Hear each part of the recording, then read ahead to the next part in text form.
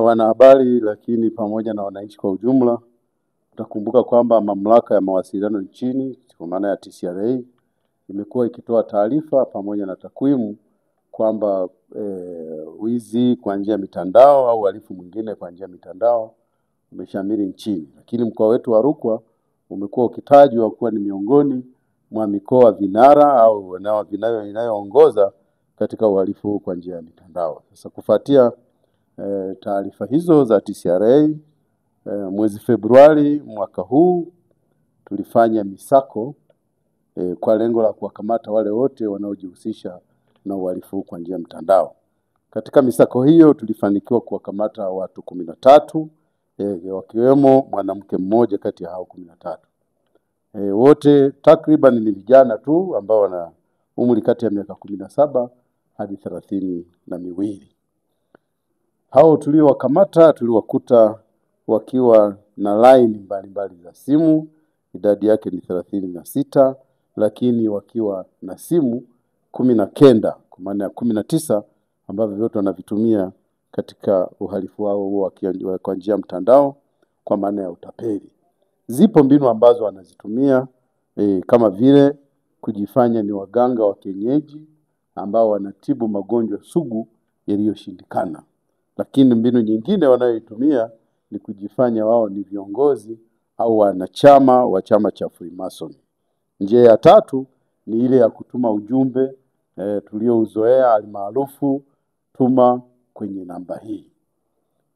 Sasa hawa tuliowakamata wote tunaendelea na taratibu zetu za kiuchunguzi pamoja na upelelezi. Tutakapokamilisha tutawafikisha kwenye vyombo vingine vya kisheria ili hatua za mashtaka ziweze kuendelea.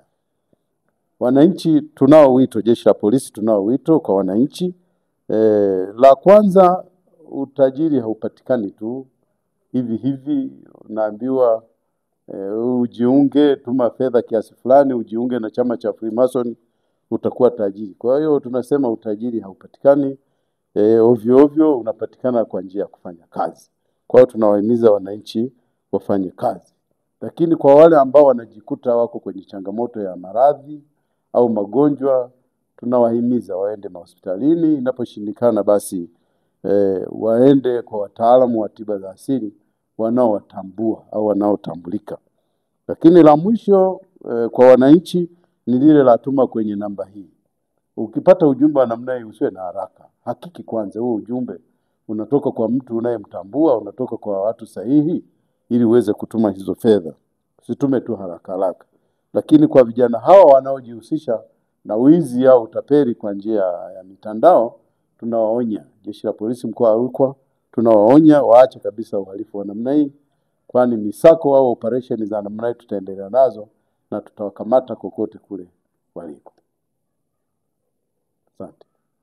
Umechoka kutapeliwa na mafundi pikipiki? Umechoka kutapeliwa na mafundi guta na mafundi wa majenereta vipi? Pampu za kuvuta maji washakuibia sana. Acha nikupe location. Fundi ni mmoja tu mjini Sumbawanga, na mzungumzia huyu ni Edo fundi pikipiki almaarufu kama Bonge, kutoka kampuni kubwa la Kasunga Company Limited. Anawaletea ofa ya mwisho wa mwaka, ni pamoja na punguzo la bei kwa msimu wa sikukuu. Ukipeleka guta, pikipiki, pampu ya kuvuta maji, generator, anakutengenezea kwa bei poa kabisa. Ewe Mtanzania, epukana na mafundi matapeli. Edo fundi pikipiki yupo kwa ajili yako. Kwa mawasiliano zaidi piga simu namba 0763100043. Edo fundi pikipiki kutoka Kasunga Company Limited anasema usalama kwanza. Nashukuru sana.